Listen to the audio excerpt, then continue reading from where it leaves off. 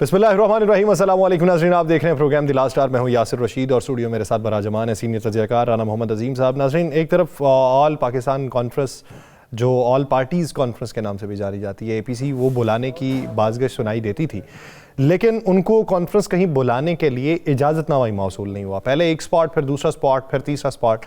और शाहिद खकान अब्बासी साहब कहते हैं कि अगर किसी जगह की इजाज़त नहीं मिलती तो फिर सड़क पे जहाँ पर भी जगह मिलेगी हम वहाँ पे जाके बैठ जाएंगे। अब इस ज़मन के अंदर जो अपोजिशन का इत्तेहाद है उसमें तहफ़्फ़ुज़ात की बातें भी हैं और उसके दावेदार भी बहुत सारे हैं। इस ज़मन के अंदर बहुत सारी बातें मंजर आम पे भी आती हैं जो मुतालिबात की सूरत में सामने रखी गई थी, लेकिन कोई ये वाज़े नहीं कर सका अब तक कि अपोजिशन में कोई बड़ी दरार है जिसकी वजह से ये अपोजिशन का ग्रैंड अलायंस किसी सूरत नहीं बन सकता। महमूद खान अचकज़ई साहब बहुत ज़्यादा मुतहर्रिक इसमें दिखाई दे रहे हैं, मुख्तलिफ रवाबित के अंदर भी मुख्तलिफ पार्टीज़ के रहनुमाओं को मेल जोल रखने में भी GDA को भी इसमें इन्वॉल्व किया जा रहा है। हालांकि GDA के बहुत सारे तहफ़्फ़ुज़ात माजी करीब में सामने भी आए थे और उसने अपोजिशन में साथ ना लेके चलने की भी बातें की थी, लेकिन बातें ये सामने आ रही हैं, ख़बरें ये भी हैं कि GDA का जो इत्तेहाद वो ख़ुद एक इत्तेहाद है, उसको इस ग्रैंड अपोजिशन इत्तेहाद का हिस्सा बनाने के लिए जो तगदो की जा रही है उसके ऊपर अमल दरामद जो है वो कुछ ही दिनों में सामने भी आ जाएगा।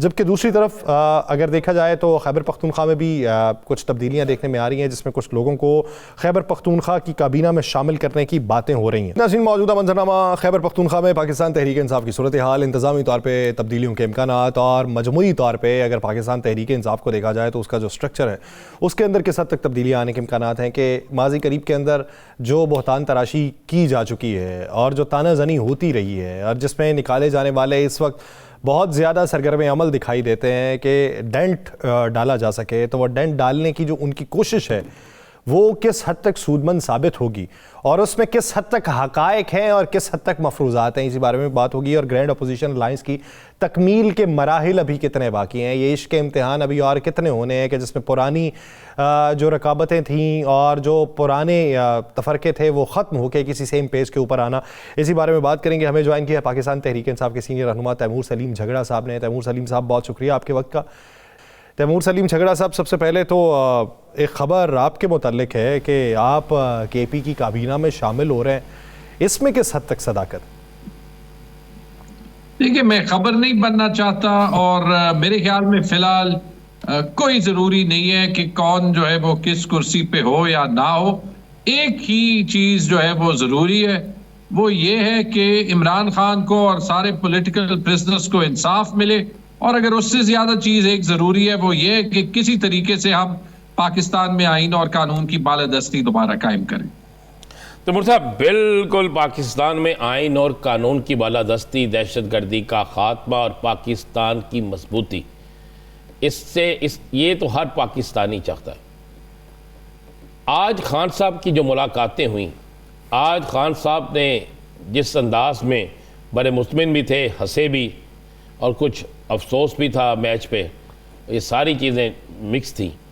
और खान साहब ने इशारा दिया कि अब बहुत सी चीज़ें तब्दील होंगी, और साथ में वो भी क्लियर कर दिया सलमान अकरम राजा साहब ने जो एक चीज़ चाह रही थी शेर अफजल मरवत वाली। तो आप क्या समझ रहे हैं कि खान साहब को बड़ा डिसीजन कर चुके हैं? और आज जिस तरह खान साहब की मुलाकातें हुई और आज ये भी कहा गया कि उनके बेटों से भी उनकी बात हो चुकी है, तो क्या बर्फ़ पिघल रही है? बर्फ नहीं पिघल रही। देखिए, इमरान खान तो जहां पे खड़े थे वहां पे खड़े हैं, वहां पे खड़े रहेंगे। अगर इशू है, वो चैलेंज है, तो वो हम सब का है कि क्या हम उनको वो सपोर्ट दे सकते हैं जिस लेवल का स्टैंड उन्होंने लिया है। क्योंकि एक बात तो साफ जाहिर है कि इमरान खान ने साबित कर दिया कि एक बंदा अकेले भी इस निजाम को चैलेंज कर सकता है जो 77 साल से पाकिस्तानियों के लिए वो नहीं प्रोड्यूस कर रहा जो करना चाहिए। और जब मैं कहता हूं कि इसी वजह से हमारे लिए चैलेंज ये है कि हम अपने आप को खबर ना बनाएं, मुझे ये फिक्र ना हो कि कौन मेरा हरीफ है, कौन पार्टी में आगे जाता है, कौन पीछे जाता है। एंड में जीतेंगे हम सब ही, लेकिन तब जीतेंगे जब इमरान खान बाहर होंगे और जब पाकिस्तान में दोबारा से जो है वो आइन और कानून का निज़ाम होगा। और मुझे हैरत नहीं हुई कि इमरान खान को क्रिकेट पे जो कल हुआ है गुस्सा था, 3-4 साल पहले ही थे ना। हम सबको वो तस्वीरें याद है, खान साहब का मेरे ख्याल में सऊदी अरेबिया का ट्रिप था, जब पाकिस्तान ने इंडिया को 10 विकेटों से हराया था। आप कप्तान चेंज करते जाएं, आप चेयरमैन चेंज करते जाएं, नुकसान आपको तब भी होगा क्योंकि आपने ना सिस्टम बनाया है क्रिकेट में और ना आपने कोई निजाम या सिस्टम बनाया है पाकिस्तान को चलाने का, और रिजल्ट दोनों तरफ आपको साफ जाहिर है। तैमूर सलीम साहब, ये तो पुराने अगर स्ट्रक्चर की बात करें, नए स्ट्रक्चर की बात करें, कितने इदारों की बात करेंगे, कितने निज़ामों की बात करेंगे, कितनी दहाइयों की बात करेंगे और कितने मुस्तकबिल के तखमीने लगाएंगे? कब तक ये सारा सिस्टम चलता रहेगा? दावेदार तो बहुत से होते हैं, कोई एशियन टाइगर बनाने का, कोई मुख्तलिफ समत को लेके जाने का, कोई और रियासत बनाने का, लेकिन उसका आउटकम कैसे निकलेगा? क्या सिर्फ वादे, दावे, यकीन दहानियाँ, उम्मीदें? वादे और दावों से भी नहीं होगा, क्योंकि वादे और दावे तो हम 77 साल देख चुके हैं। डंडे के जोर से भी नहीं होगा, और ये इस बात से साफ जाहिर होता है कि जो वर्ल्ड बैंक ने और मजीद इंटरनेशनल इदारों ने खत लिखा है पाकिस्तान की हुकूमत को कि जिस तरीके से आपने बिजली के मुआहदे चेंज किए, उससे पाकिस्तान में इन्वेस्टमेंट कॉन्फिडेंस तबाह होगी। पहले से इन्वेस्टमेंट कौन सी आ रही थी कि आप जबरदस्ती जो है वो लोगों को जो है वो उनके मुआहदे चेंज करते। कुछ तरीके होते हैं, और जब आप डंडे के जोर से चीजें चेंज करते तो फिर यही होता है कि आपको समझ नहीं आ रही होती कि जो काम आप कर रहे होते हैं उससे फर्क क्या पड़ता है। इसी तरह अगर आप देखें जो काम हो रहा है, जिस तरीके से ये चोलिस्तान के ग्रीनिफिकेशन का प्रोजेक्ट है, उसका जो इम्पैक्ट सिंध पे होगा, ये तो साफ जाहिर है कि बिलावल भुट्टो, आसिफ जरदारी और पीपल्स पार्टी जो है वो प्रेशर में आके वो तो नहीं बोलेंगे, लेकिन कल अल्लाह ना करे नुकसान जो है वो हुआ क्योंकि सिंध का इत्मीनान उठ जाए जिस तरीके से वफाक के फैसले हो रहे हैं, तो कौन जिम्मेदार होगा? तो डंडे से भी नहीं होता। एक मुल्क में आगे जाने का रास्ता तभी मिलता है जब आप एक निजाम के तहत उसको चलाते हैं। वो निजाम है हमारा 1973 का आईन, और अगर उसको बदलना भी है, इंप्रूव भी करना है, उस तरीके से करना है जिसमें पार्लियामेंट्री रिप्रेजेंटेटिव्स की अक्सरियत ये मान जाए कि हमें चेंज करना है, 26वीं तरमीम की तरह नहीं। लेकिन तैमूर सलीम साहब, आपने बात की कि वो खामोशी इख्तियार कर लेंगे, लेकिन आपको लगता है कि वो सिंध पे कंप्रोमाइज़ कर लेंगे और उन्हें ये होगा कि वोट बैंक अगर कम भी होता है तो कोई मसला नहीं, सिंध हाथ से जाता है मुस्तकबिल में तो कोई मसला नहीं? पाकिस्तान में अफसोस ये रहा है कि पावर के लिए, ताकत के लिए, इक्तदार के लिए लोग कॉम्प्रोमाइज कर जाते हैं, और इससे ज्यादा नुकसान पाकिस्तान को किसी चीज का नहीं पहुंचा। आप कह रहे हैं कि सिंध पे वो कॉम्प्रोमाइज करेंगे, कर लिया है, बात कर रहे, सबूत क्या है? ये हुकूमत खड़ी है पीपल्स पार्टी के सपोर्ट पे। कल पीपल्स पार्टी सपोर्ट पे ड्रॉ करे, कल ये हुकूमत नहीं खड़ी होगी। मैं ये नहीं कह रहा कि जो है वो ये जो प्रोजेक्ट है चोलिस्तान का ये होना चाहिए या नहीं होना चाहिए, लेकिन खैबर पख्तूनख्वा में रहते हुए ये देखते हुए कि कालाबाग डैम का जो प्रोजेक्ट था वो इतना सियासी बन गया था कि उसके जो टेक्निकल पहलू थे वो मैटर ही नहीं करते, ये हम अफोर्ड नहीं कर सकते। और अगर आपने ये इस टाइप के फैसले लेने हो तो फिर आपको फेडरलिज्म, रियासत कैसे चलती है, जमहूरियत में फैसले कैसे लेते हैं, ये चीजें समझनी पड़ती है। और पीपल्स पार्टी माजरत के साथ जो आज वाली है, वो चाहे भी तो वो एतराज नहीं उठा सकती, जैसे मैंने कहा, वरना वो तो कोई भी देख सकता है कि एक दिन में ये हुकूमत को मजबूर कर सकते हैं कि कोई गलत फैसला ना ले।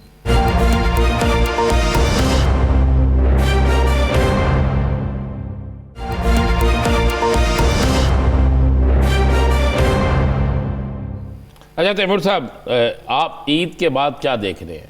बड़ा एहतजाज, बड़ी तहरीक या खान साहब की रिहाई? हमें इस तहरीक में जितनी पार्टियां हो सकती हैं उसको मिलाना है। हमें उसके साथ खैबर पख्तूनख्वा के गवर्नेंस में जिस हद तक हम तब्दीली ला सकते हैं वो लानी है। हमें ये कोशिश करनी है कि जो लोग जबरदस्ती ये हुकूमत डरा देती है ना कि वो अवाम घर से नहीं निकलती, कि वो हमारे साथ निकले, हमें अदालतों में खटखटाना है, हमें सारे दरवाजे इस्तेमाल करने इंसाफ के। लेकिन अगर वो दरवाजे अवेलेबल ना हुए, अगर सुप्रीम कोर्ट अपना रोल ना प्ले करना चाहती हो, अगर इलेक्शन कमीशन अपना रोल ना प्ले करना चाहती हो, तो फिर हमारे साथ कोई ऑप्शन नहीं है। ये तहरीक चलेगी और उस दिन तक चलेगी जब तक ये कामयाब ना होगी। इमरान खान से बड़ी इंस्पिरेशन नहीं हो सकती। अगर वो अकेला 600 दिन मुकाबला कर सकते हैं और उनकी आवाज इतनी तकलीफ पहुंचा सकती है कि उनसे हफ्ता तर हफ्ता उसके केसेस कैंसिल, तो फिर हम क्यों अपना छोटा सा रोल नहीं प्ले कर सकते? अच्छा तैमूर साहब, आप क्या समझते हैं, एपीसी बुलाने की इजाज़त नहीं मिल रही, मुख्तलिफ वेन्यूज़ कन्फर्म किए गए, उसकी भी इजाज़त नहीं है। एक तरफ से खाकान अब्बासी साहब कहते हैं, पहले उन्होंने जवाब दिया, फिर उन्होंने दिया, फिर एसी आके कह गए कि नहीं कर सकते। अब ऐसी सिचुएशन है कि जहाँ पे हुकूमत भी आपको बैठने नहीं दे रही, वैसी सिचुएशन में अपोजिशन में भी कुछ तहफ़्फ़ुज़ात हैं जैसे JUIF ने आप लोगों के साथ किए। तो ये जो ग्रैंड अपोजिशन अलाइंस है, ये आपको किस सूरत में और कितने अरसे में बनता हुआ दिखाई दे रहा? मेरे ख्याल में ये हफ्तों में बन जाएगी, और ये इसलिए बन जाएगी क्योंकि इस हाइब्रिड निजाम ने हर दरवाजा बंद कर लिया इंसाफ लेने का, और इस फस्तानियत के दौर में प्रेशर के रिलीज होने का। पीका एक्ट हो, जिससे हर लफ्ज जो मैं कहूं या आप कहें उसको किसी तौर पे कानूनी कार्रवाई के ताबे जो है वो कराया जा सकता है। 26वीं तरमीम हो, और कोई कानून ना हो तो कोई आपको अपने घर से उठा ले, कुछ दिन गायब कर ले, ये सारा कुछ जो है वो ये आज के पाकिस्तान में रहने के रिस्क हैं। तो अगर ये सारा कुछ जो है वो होता रहेगा तो फिर अपोजिशन, आप देख लें, आपको तारीख बता देती है कि वो ये इस एक नुक्ते पे जरूर इकट्ठी हो जाएगी, और वो नुक्ता यही होगा कि पाकिस्तान को आईन और कानून के रास्ते पे लाना है। याद रखें, हम इमरान खान की रिहाई भी नहीं चाह रहे, हम सिर्फ इमरान खान के लिए इंसाफ चाह रहे हैं। हम चाह रहे हैं कि अदालतें मेरिट पे फैसला कर ले, बाकी सब कुछ खुद हो जाएगा, दिनों में हो जाएगा। आपके सूबे में काफ़ी तब्दीलियाँ हो रही हैं, इंतज़ामी तौर पर बड़ी तेज़ी से तब्दीलियाँ हो रही हैं, और सुनने में आ रहा है कि अब हुकूमत के अंदर भी तब्दीलियाँ होनी हैं। और अली अमीन गंडापुर पर तो भरपूर एतमाद का इजहार किया है बानी तहरीक इंसाफ ने। तो आने वाले दिनों में अगर आपकी नहीं बनती, सुलह नहीं होती, या वो ग्रैंड अलायंस में जमीयत उलमा इस्लाम शामिल नहीं होती, तो फिर आप क्या देख रहे हैं कि KPK के अंदर क्या जमीयत उलमा इस्लाम शामिल ना होने पर आपको टफ टाइम देती है, तो फिर सूरत हाल क्या बनेगी? नहीं, मेरे ख्याल में ये सिचुएशन आएगी ही नहीं। ये अपोजिशन अलायंस भी बनेगी, और इंशाअल्लाह मुझे उम्मीद है कि जो हमारी हुकूमत है वो इमरान खान के विजन के मुताबिक डिलीवर भी करेगी, और अगर उसमें कोई खामियां हैं तो वो देखेगी भी कि उन खामियों को कैसे दूर करे। तैमूर सलीम झगड़ा साहब, जिस तरीके से बातें JUIF कर रही है वफाक से कि हम पुल का किरदार भी अदा कर सकते हैं, पुल बनाने से पहले वो अपनी तरफ ही JUIF की सीढ़ियाँ बना लें, कोई ऐसा मंजरनामा अखज़ कर लें, तो फिर भी कुछ नहीं होता। 2 दिन कम लगेंगे या 2 दिन ज्यादा लगेंगे, जिसने तारीख के गलत तरफ खड़े होना है वो हुकूमत के साथ खड़ा होगा, इस निज़ाम के साथ खड़ा होगा। आप मिसाल देख लें, पीपल्स पार्टी की 40-50 साल की एक तारीख है कि वो एक जमहूरियत पसंद जमात है, इस हुकूमत के साथ खड़ी हुई, उनकी आज कोई क्रेडिबिलिटी नहीं है, कोई स्टैंडिंग नहीं है। ANP एक ऐसे जमात थी जो तारीख में उनका एक रोल है डिक्टेटरशिप के खिलाफ, इंपीरियलिज्म के खिलाफ। पिछले चंद सालों से जो है वो ANP ये हाइब्रिड निज़ाम की एक बहुत बड़ी सपोर्टर रही है। आप देख लें कि अवाम ANP को इस पूरे सूबे में एक सीट जिताई। वो फिर उस मशवरे का क्या करना है जो सिस्टम में रहने का मिला है अच्छा बच्चा बन के? जी, मैंने कहा उस मशवरे का फिर क्या करना है कि जो सिस्टम में रहने का मिला है आपको अच्छा बच्चा बन के?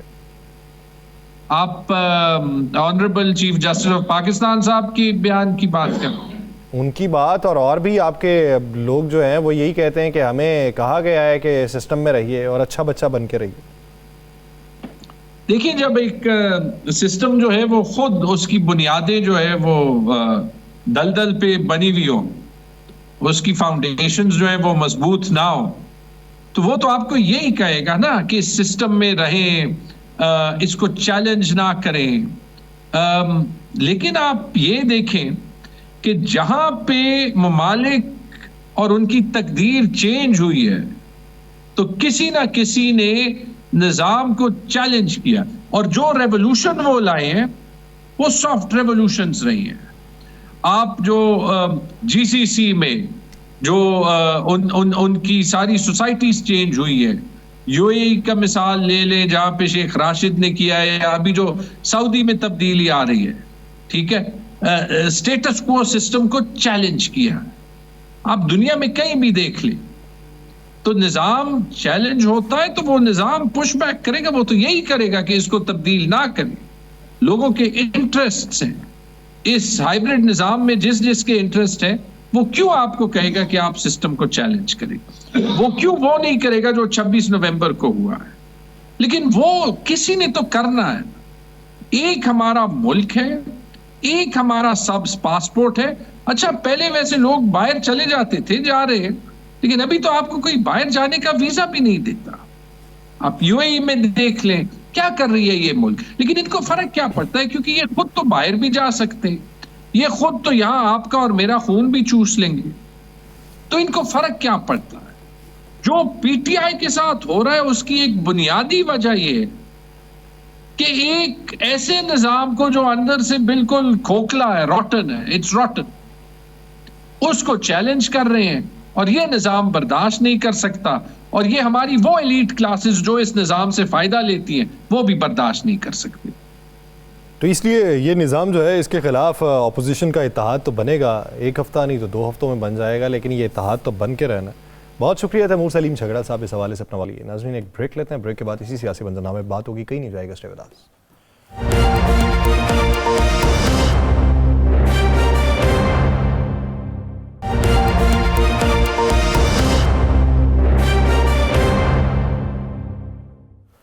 ब्रेक के बाद खुशामदीद। नाज़रीन, हुकूमती इत्तेहाद बमुकाबला अपोजिशन का इत्तेहाद। पलड़ा अगर देखा जाए तो अभी तो भारी हुकूमत का बातियों नज़र में लगता है, जो हुकूमत में है उसी का ही पलड़ा भारी होगा। लेकिन ये क्या लिहाफ ओढ़ रखा है और पसे पर्दा ताल्लुकात कुछ और तरह के हैं। अपोजिशन इत्तेहाद की अगर बात करें तो उसमें भी बेशुमार तहफ़्फ़ुज़ात का इजहार किया गया, बेशुमार बातें की गई, कुछ ज़बानें बोलती रहीं फिर खामोश हो गई, कुछ लोगों ने तहफ़्फ़ुज़ात करके खामोशी इख्तियार कर ली और कुछ लोगों ने बग़ैर तहफ़्फ़ुज़ात के ही बोलना शुरू कर दिया। वो पार्टी के अंदर भी देखने को मिला, वो पार्टी दर पार्टी भी देखने को मिला। तो यूं ये मुस्तकबिल की सियासत के समत को जाती हुई दिखाई दे रही है। और एक ऐसे वक्त में कि रमज़ान मुबारक आने वाले हैं और ऑल पार्टीज़ कॉन्फ्रेंस की बातें हो रही हैं, ग्रैंड अपोजिशन अलाइंस की बात हो रही है, ईद के बाद बड़ी तहरीक की बात हो रही है। हुकूमत कहती है हम मजबूती के साथ पाँव जमा के खड़े हैं, अब किसी तहरीक की इजाज़त नहीं दी जा सकती। तो किधर को ये सियासी हालात जाएंगे, इसी बारे में बात करेंगे। GDA की रहनुमा सायरा बानो साहिबा ने हमें ज्वाइन किया है। सायरा बानो साहिबा, बहुत शुक्रिया आपके वक्त का।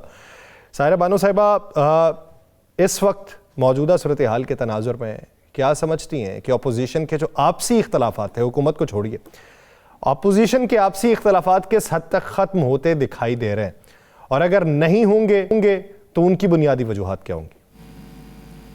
अस्सलाम वालेकुम। वालेकुम अस्सलाम। ऑपोजिशन आपसी इख्तलाफात, आप जीडीए की बात कर रहे हैं, किसकी बात कर रहे हैं? नहीं, अपोजिशन में अपोजिशन अलायंस की बात कर। अच्छा, उस अलायंस में आई एम सॉरी, मुझे आपका सवाल वैसे तो समझ आ गई है, लेकिन इख्तलाफात किस में है? आप मौलाना साहब की बात कर रहे हैं? मौलाना साहब की जमात कहती है कि हमें पीटीआई से तहफ़्फ़ुज़ात हैं, हमने उनको इन रिटन भी दिए हैं, उनके गोशगुजार भी किए हैं, अभी तक जवाब नहीं मिला। सुनने में ये भी था GDA के भी बहुत से तहफ़्फ़ुज़ात हैं, वो भी अलायंस का हिस्सा नहीं बनना चाहती, लेकिन GDA के भी तहफ़्फ़ुज़ात दूर करने की बातें हो रही थी। इस तरह के तहफ़्फ़ुज़ात की बातें जो माजी करीब में एक दूसरे की राइवल पार्टीज़ रही हैं, वो जो हैं अभी इकट्ठे होने जा रही हैं। तो शाहिद खाकान अब्बासी साहब रूह रवां दिखाई दे रहे हैं उसके, तो वो खुद ये अपनी ज़बानी बात कर रहे हैं कि अपोजिशन के तहफ़्फ़ुज़ात हैं। जी देखिए, हम तो 2018 में पीटीआई के इत्तेहादी थे। उसके बाद जब ये लोग असेंबली से चले गए, हम लोग फिर भी वहीं पर उसी फ्लोर पर थे और हमारे कोई तहफ्फुज़ात नहीं है।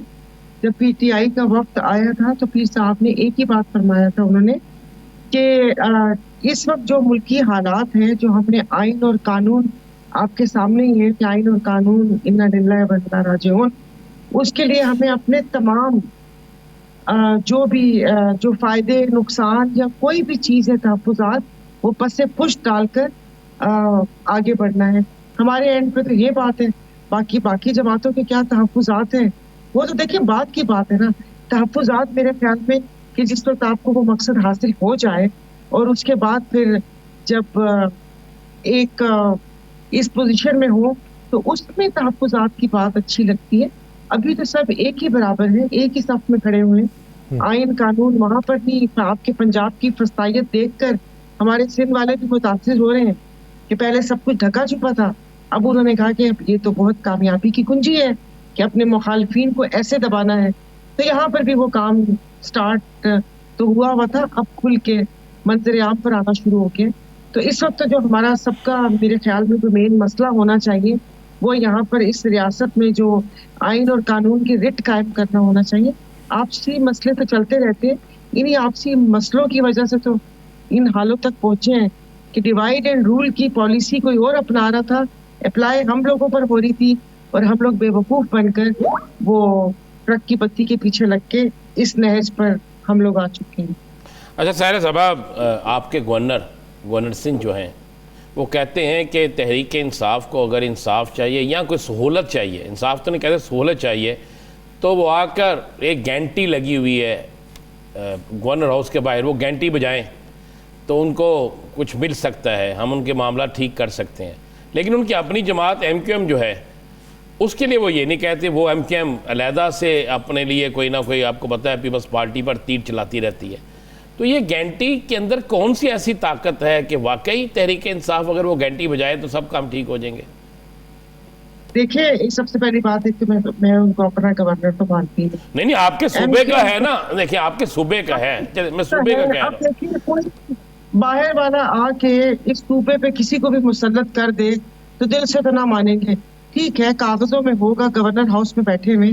दूसरा, उन्होंने रही घंटी की बात की तो मेरे ख्याल में MQM ने ये 8 फरवरी 2024 में वो इतनी घंटियां बजाई कि 14 सीटें मिल गई, बल्कि 2 और मिल रही थी। मगर फिर MQM वालों ने बोला कि भाई हमने तो यहाँ हब की तरफ अपना कैंडिडेट खड़ा ही नहीं किया। तो लगता है उनको वो उन घंटियों की बात कर रहे थे जो इन लोगों ने मिलाई।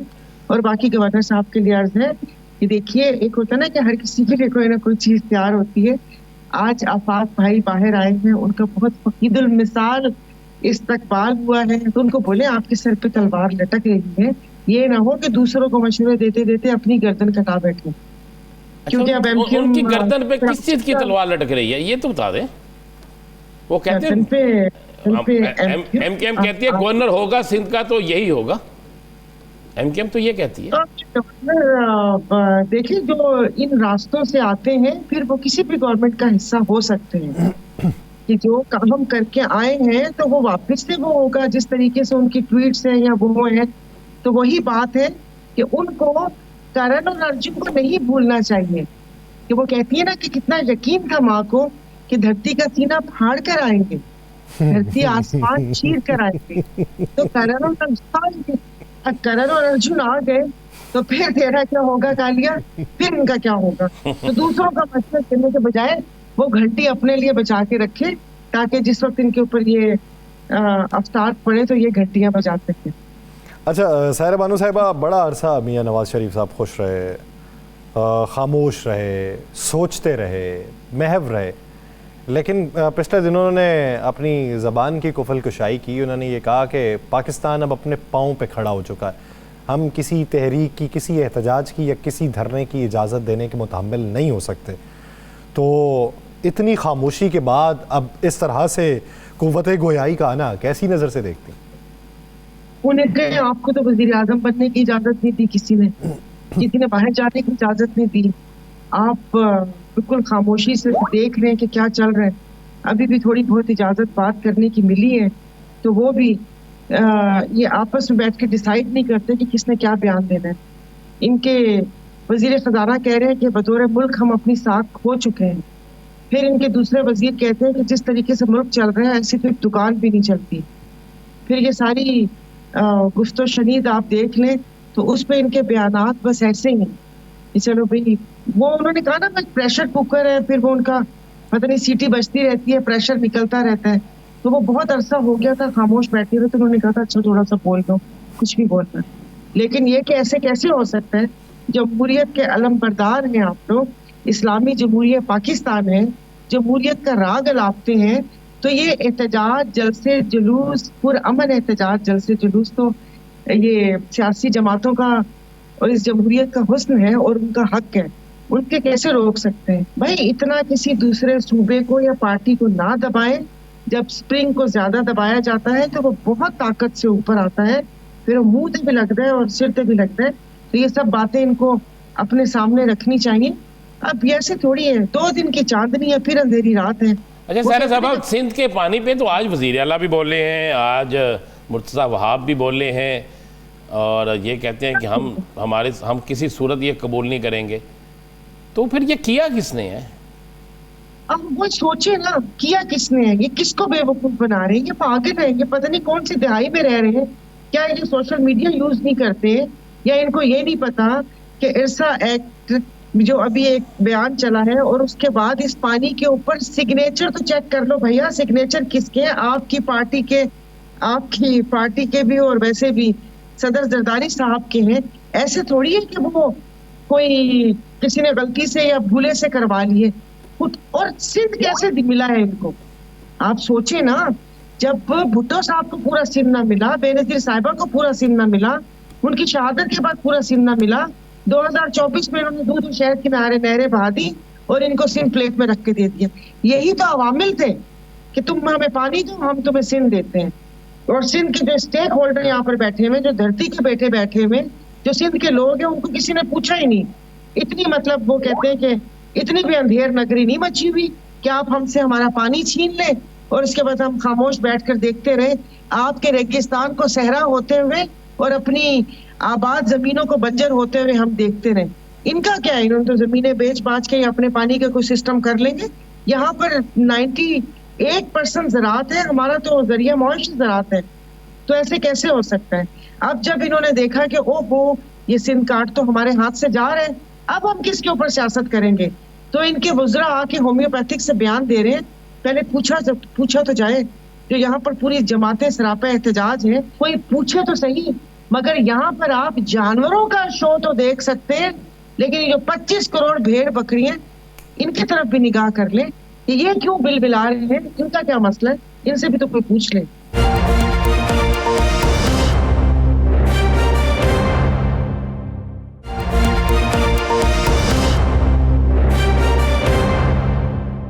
सहरा बानो साहिबा, आप इसका नतीजा क्या देखती हैं? यानी अगर आप कह रही हैं कि पाकिस्तान पीपल्स पार्टी की खामोश रजामंदी इसमें शामिल थी, लेकिन अब वो सिंध कार्ड हाथ से जा रहा है, पीपल्स पार्टी वाले तो कहते हैं जी कि हमारे मुतालिबात हमसे पूछे ही नहीं जाते, हमारी गोश गुजारियाँ वो सरफ़े नज़र कर दी जाती हैं। तो एक दिन तो आएगा कि जब हमारा उबाल उठेगा और हम अपोजिशन इत्तेहाद से पहले तो ये हमसे परेशान हो। तो ये बातें महज कब तक वो कही जाती रहेंगी? मतलब आप, मुझे समझ नहीं आ रही, आप हम इस पे बात भी क्यों कर रहे हैं? कि जिसको पता हो, आपको ऐसी कौन सी मजबूरी है? ऐसी कौन सी मजबूरी है? ऐसा कौन सा भैया आपका सबूत या चीज किसी के पास है और आप इस किस्म की बात कर रहे हैं? सदर आपका, चेयरमैन सेनेट आपका, डिप्टी आपका, 2 गवर्नर आपके, आपने कमेटी ली हुई है, पब्लिक कमेटी आपका मेंबर चला रहा होता है। और क्या चाहिए? पूरा सूबा सिंध दे दिया, बलोचिस्तान दे दिया, मतलब इनको खाने के लिए पूरा पाकिस्तान दे दिया जाए। और कौन से तहफ़्फ़ुज़ात है जो पूरे नहीं हो रहे? क्या मुल्तान की तरफ तहफ़्फ़ुज़ात है या पंजाब में सही हिस्सा नहीं मिल रहा? मसला क्या है? अपना सही मसला बताएं तो मैं तशख़ीस करूं कि इसका नतीजा क्या होगा। बीमारी तो सही बता नहीं रहे, इधर उधर की बात कर रहे हैं। वो क्या कहते हैं, डॉक्टर से और वकील से झूठ नहीं बोला जाता। सही अपना मसला बताएं तो तशख़ीस करूं मैं। अच्छा ये तो बता दें, बड़ी बहन जो है उसके लिए कोई अच्छा वक्त आने वाला है कि नहीं? कोई अच्छा रिश्ता आने वाला है, कोई अच्छा वक्त आने वाला है कि नहीं? कि बड़ी बहन की उम्र हो चुकी है। दिख रहे हैं हमें, और वो भी बेचारे बस इधर उधर से जा रहे हैं। क्या मुल्क का होगा, इन्होंने क्या हाल कर दिए। ये ऊंट किस करवट बैठेगा, इधर से ये यहाँ पर आप देखें कि बलूचिस्तान में क्या हो रहा है, कुरम पारा चनार में क्या हो रहा है, या सिंध में क्या हो रहा है, कश्मीर के डाकू को उधर डाकू काबू में नहीं आ रहे। ये कैसे इन सब चीजों को संभालेंगे? उसमें ये नया पिंडोरा बॉक्स क्यों खोल के बैठे हुए, क्यों, किसने इनको अच्छा साहिरा मजबूर साहब, क्या पीटीआई आपके पास होके चले गई, आपकी मुश्तरका प्रेस कॉन्फ्रेंस भी हो गई? किस दिन से सिंध के अंदर एक मुत्तहिदा जो अपोजिशन है वो इस पानी के मामले पर इकट्ठी होकर एहतजाज करने जा रही है? क्योंकि आज तो सलमान अकरम राजा ने भी कहा है कि हम सिंध के हुकूक पे डाका नहीं डालने देंगे। तो किस दिन भरपूर सारी देखिए, सियासी बात? वही बात है कि मीडिया तो हमें दिखाता ही नहीं है, मीडिया ने तो ब्लैकआउट किया हुआ है। अभी जिस वक्त पीटीआई वाले आए थे और उसके बाद क्या कहते हैं उसको, जिस वक्त इनकी प्रेस कॉन्फ्रेंस थी, भागम दौड़ी में, अब इंसान बड़े ओहदे पर होता है तो उसकी फिर बातें या सोच भी बड़ी होनी चाहिए। वो बैठे हुए थे कहीं अपने गांव में, शर्जील नाम मेमन साहब, उनको पकड़ के कहा कि जल्दी जल्दी प्रेस कॉन्फ्रेंस कर लो। उनके पास कोई मवाद नहीं था, बट वो टीवी पर आ गए ताकि हम एक छोटी सी जगह पर हों और उनकी प्रेस कॉन्फ्रेंस दिखाई जाए। तो हम एहतजाज हमारे चल रहे हैं और हम कर चुके हैं। हमारा उमरकोट में जलसा हुआ, हमारा दादू में जलसा हुआ, हम बदीन की तरफ गए, हमारा ठट्टा जलसा हुआ, हमारा मलिर जलसा हुआ। 5 बड़े जलसे हम कर चुके हैं। अब वो आपने नहीं देखा या उसकी कवरेज नहीं दिखाई तो क्या वो, और चलें, उसमें जो भी जमातें आपको मुबारक कि आप इस सीजन में जलसे भी कर लेते हैं। जी अल्हम्दुलिल्लाह। मतलब नहीं, यहाँ पर क्या है, हम क्या कर रहे हैं पानी को उसके खिलाफ। खैर अब इतनी भी अंधी नहीं मची हुई है तो फिर आपके पंजाब वाले मुत्तहद हो जाए तो वो और बात है। अब ये इंडिविजुअली जाके लोगों को डराते धमकाते या FIR या गरीब गुरबा पे वो करते हैं। लेकिन ये कि खैर वैसे भी आपने देखा होगा कि गुलाम मुर्तजा खान जतोई जो हमारे CM Sindh, ex CM Sindh के बेटे भी हैं, वफाकी वजीर भी रह चुके हैं, उन्होंने एक बकरी चुराई है। उससे पहले उन्होंने एक बाइक चुराई थी, फिर 3,500 चुराए। लेकिन फिर अभी कल पता चला कि इन्होंने तो बकरी भी चुराई है। जो शख्स 3,000 एकड़ जमीन का मालिक है तो वो फिर उनको पता नहीं क्या करना था, तो उन्होंने बकरी चुराई है। तो ये यहाँ पर आगाज हो चुका है, जो उस पे आज हमारी फिर इजलास हुआ है। और तो यहाँ भी लोगों के मोटर पंप चुराए हुए हैं लोगों ने, बहुत सारे लोगों ने। हाँ जी, वो जावेद हाशमी साहब के दामाद ने तो जग और गिलास भी चोरी किया। हाँ जी, तो बकरी तो फिर मतलब जग और गिलास के मुकाबले में तो बड़ी शय है, बिक जाती है अच्छे रेट पे। हाँ सही बात है। लेकिन आप मुझे बताएं कि इनको समझाने वाला कोई नहीं है। मुकदमा तो कोई ढंग का बना ले, कुछ ऐसा बना ले। चले, अब आपकी बात सुन लिया, मुझे उम्मीद है कि अगला मुकदमा कोई डाटा ही बनेगा। हाँ वो पता चले मेरे से बांट जाए कोई लब के।